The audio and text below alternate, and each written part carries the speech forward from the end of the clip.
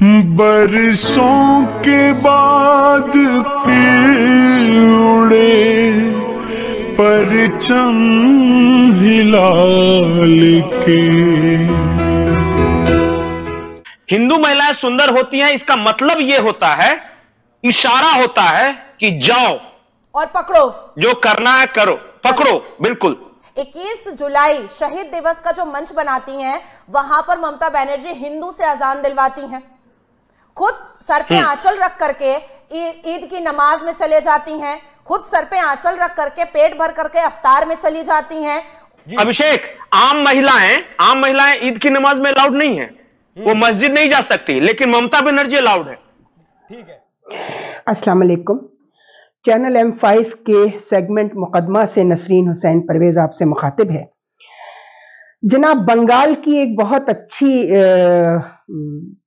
Leader हैं, हिंदुस्तान के बंगाल की बात कर रही हूँ, ईस्ट पाकिस्तान पुराने और बांग्लादेश जो मौजूदा है उसकी नहीं। कलकत्ता के एक गांव मुर्शिदाबाद, जो सारा मुसलमानों का गांव था, और वहां के जो नवाब थे उनकी फैमिली हमारी नेबर रही है। जब हम GOR में रहते थे, छोटे होते थे, बचपन स्कूल गुजरा और कॉलेज जब जाने के लायक हुए तो 71 की वॉर हुई और मशरक़ी पाकिस्तान अलहदा हो गया। लेकिन हमारे जो बंगाली नेबर्स थे वो आते हैं तो पाकिस्तान में हमारे साथ ही स्टे करते हैं, हमारी इतनी दोस्तियां थी। वो मुर्शिदाबाद के नवाबों की फैमिली थी, मुसलमान नवाबों की। ममता बनर्जी की बहुत ज्यादा दोस्तियां हैं कलकत्ता के आसपास के जितने मुसलमान जो देहात भी हैं, गांव अब तो नहीं रहे होंगे, डिस्ट्रिक्ट तहसील का दर्जा हासिल कर चुके होंगे। जनाब, आप ये क्लिप देखिए और ये साहब जो फरमा रहे हैं कि ये मतलब आप उनकी जहनियत का अंदाजा लगाइए कि क्या आपने कभी पाकिस्तान के किसी मेन स्ट्रीम मीडिया या किसी यूट्यूबर को ये सब बकवास करते हुए और सुना है? वो तो आपको बिल्कुल ही इग्नोर करते हैं। कोई यूट्यूबर आप बता दीजिए पाकिस्तान का जो हिंदुस्तान की इस बकवास का जवाब भी देता हो। मैं इसलिए जवाब दे रही हूं कि मुझे ये मालूम है कि ममता बनर्जी कितनी पॉपुलर और वाकई वो अगर उनकी जात में देखा जाए तो वो कितनी सेकुलर हैं।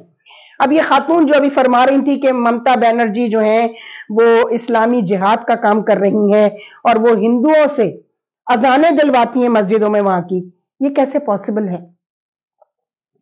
ये पॉसिबल नहीं है कि किसी हिंदू को जबरदस्ती बुलाकर आप उससे ये कहें कि चलो मैं चूंकि चीफ मिनिस्टर हूं बंगाल में तो लिहाजा तुम आओ और आकर मस्जिदों में अजान दो। पाकिस्तान का गया से गया, घटिया से घटिया मुनाफिक मौलवी भी कभी नहीं कहेगा अपने जो उसके मातहत या जो उसके फॉलोवर्स होते हैं, वो किसी भी अकीदे से हो इस्लाम के, वो कभी नहीं कहेगा कि जाओ और जाके मंदिर में घंटियां बजाकर आओ। किसी मुसलमान से वो ये नहीं कहेगा। मुसलमानों से वो कभी कहने की जुर्रत नहीं कर सकता कि तुम जाओ और मंदिर में घंटियां बजा कर आओ। इससे इस्लाम और हिंदुइज्म को बहुत ज्यादा स्ट्रेंथ मिलेगी। कभी सुना आपने, देखा, कोई आपके पास मिसाल है ऐसी? इससे आपको अंदाजा हो गया होगा कि हम आपको कितना नजरअंदाज करते हैं, इस लायक भी नहीं समझते कि आपको जवाब दें। वो कहते हैं ना कि कुछ लोग हमारी गालियों तक के मुस्तहिक नहीं होते, तो समझ लीजिए रियासत पाकिस्तान और उसमें रहने वाले पाकिस्तानी आपको अब इस लायक में नहीं समझते कि आपको गाली भी दी जाए। आप इस गाली के भी मुस्तहिक नहीं रहे जो कुछ आप कर रहे हैं और आपका मीडिया कर रहा है, और आपका वो सारा मीडिया जो है वो पेड है हिंदुस्तान की हुकूमत से, रॉ से। और जो अच्छा, एक और चीज जो हमने आपको बताया था कि जो नताशा कॉल जो है, उन्होंने कहा कि अगर हिंदुस्तान में हिंदुइज्म प्रमोट हो तो हमें कोई ऑब्जेक्शन नहीं है, लेकिन हिंदुइज्म नहीं बल्कि हिंदुत्व, यानी वो हिंदुत्व के एक्सट्रीमिज्म ऑफ हिंदूज जो है, वो जो आपका रुझान है लोगों की तरफ आप वो मोड़ रहे हैं कि इंतहा पसंदी। RSS क्या कर रही थी जी? RSS क्या करती है? राष्ट्रीय सेवक संघ का फोकस कहां है? अभी वो बीजेपी जो है आपकी, मोदी जी, आपका फोकस जो है, RSS का फोकस जो है उसमें कोई फर्क नहीं है।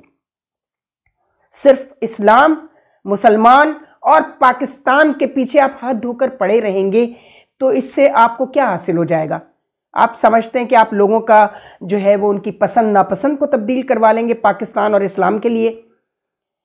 हिंदुस्तान में रहने वाले मुसलमान इस मामले में बहुत ही मजलूम है, मैं समझती हूँ बहुत मजलूम है। लेकिन बस वो कहते हैं कि ठीक है, फिर भी उनमें नेशनलिज्म इतना मौजूद है कि अभी शबाना आज़मी के जो शौहर साहब हैं जावेद अख्तर,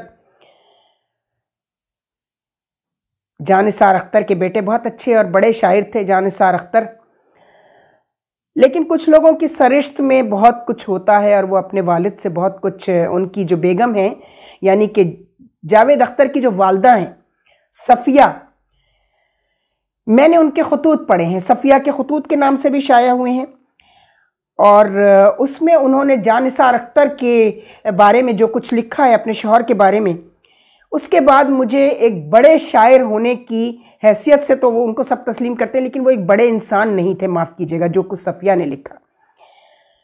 तो ये जो आपके यहाँ की मुनाफ़क़त है जिन मुसलमानों में है, जिसमें जावेद अख्तर भी, उनके सर्वाइवल भी वो यही समझते हैं कि हमारी सर्वाइवल जो है वो इसी में है। फिल्में दिखाते हैं ऐसी जैसे ओ हो मुसलमान उनके लिए बहुत अहमियत रखते हैं और मुसलमान जो है उनके हीरो हैं, लेकिन हकीकत में तो ऐसा नहीं है। तो हम, ये मेरा जो क्लिप है ये हुकूमत पाकिस्तान की जो भी अथॉरिटीज़ हैं जो मीडिया को हैंडल करती हैं, वो इंफॉर्मेशन मिनिस्ट्री है, वो ISPR है और पैमरा तो खैर कंट्रोलिंग रेगुलेशन बॉडी है, उसकी तो मैं बात नहीं करूँगी। तो अब नई हुकूमत आई है, वैसे तो बड़ी दोस्तियाँ आपकी मशहूर हैं जनाब। आपकी नवासी की यानी मरियम नवाज साहिबा की बेटी की शादी में बग़ैर वीज़े के तशरीफ़ ले आए मोदी जी। साड़ियाँ भी जाती हैं यहाँ से तोहफ़ों में, वहाँ से भी आती हैं, तोहफ़े देना बड़ी अच्छी बात है, लेकिन कभी उनके जो कारनामे हैं वो भी उनको बता दिया करें। आप पर भी इल्ज़ाम है, आपको जो कुछ मिला है, मैं शरीफों की बात कर रही हूँ, नवाज शरीफ साहब हों या शहबाज शरीफ साहब हों, अब उनकी बेटी उन्होंने आगे बढ़ाया है जिसकी कोई मेरिट नहीं है, कोई मेरिट नहीं है उसका, ना वो कभी बेनज़ीर बन सकती है। उसको अगर आप बेनज़ीर के बराबर लाने की कोशिश कर रहे हैं तो आप इसमें कभी कामयाब नहीं होंगी। उसकी वजह है, मैं पहले भी एक दफ़ा एक क्लिप में कह चुकी हूँ और अभी दोबारा बताऊँगी। अभी ज़रा उनकी ज़रा परफॉर्मेंस तो सामने आ जाए और उनसे यही कहूँगी कि मोहतरमा मरियम नवाज साहिबा कुछ पढ़ लिख लिया भी करें कभी कभी, या कम से कम जो चमचे खुर्चे साथ रखे हुए मरियम औरंगज़ेब कस्म के, उनसे भी कहें कि कभी को मुताला वगैरह भी कर लिया करें, इंडो पाक हिस्ट्री भी पढ़ लें और जो समाज है हिंदुस्तान का उसके और पाकिस्तान के समाज की कंपैरेटिव स्टडीज़ बहुत आई हैं, वो भी पढ़ लीजिए। तो शायद आपको अंदाज़ा हो कि खाली 2 चादरें कंधे पे डाल के और हाथ नचा नचा के जलसों में तकरीर करके सिर्फ इमरान खान को गाली दे के आप शायद बेनज़ीर बन जाएंगी। नहीं बन सकती। हम ना इमरान खान के फेवर में हैं। 4 साल में उस आदमी से किसी ने यह नहीं पूछा, उसके फॉलोअर्स ने, कि भैया तेरी परफॉर्मेंस क्या है। ये एक अलहदा सब्जेक्ट है, अभी इस पर बात होगी। लेकिन as far as Indian media, इधर सोशल मीडिया और गवर्नमेंट मीडिया, वो जो कुछ कर रहा है अब उसको इग्नोर करने की ज़रूरत नहीं है, क्योंकि ignorance is the best policy हम भी मानते हैं। लेकिन अब जहां आपका मद्दे मुकाबिल दुश्मन जो है वो आपकी इग्नोरेंस को, आपकी बेवकूफ़ी, आपकी कमज़ोरी समझना शुरू कर दे, तो वहां दिफा करना आपका हक है। आपका नेशनल राइट भी है, आपका ह्यूमन राइट भी है। और ये जो हिंदुत्व वहाँ प्रमोट हो रहा है, जैसा कि नताशा कौल ने कहा, और इसी से ज़्यादा आग लगी है आपको। पाकिस्तान की इंतहा पसंद तंजीमों को तो बड़ी गालियां दिलवाते हैं आप, ठीक है। आरएसएस क्या कर रही है? मोदी साहब और मेजर गौरव साहब, ये बताइए कि आरएसएस क्या कर रही है? उसके एजेंडे पे मोदी गवर्नमेंट कब से अमल कर रही है? तो ये भी देखना पड़ेगा आपको। और आग लगाने के लिए तो फिर हम भी बहुत कुछ कर सकते हैं, मगर हमें मालूम है कि अगर हम कुछ भी करेंगे जवाब में, तो उसका नुकसान हिंदुस्तान में, भारत में रहने वाले मुसलमानों को आप ज़रूर पहुंचाएंगे। ये आपकी फितरत में है। आप ये बात भूल गए हैं कि कांग्रेस और मुस्लिम लीग ने मिलकर स्ट्रगल की थी गोरे से आज़ादी की।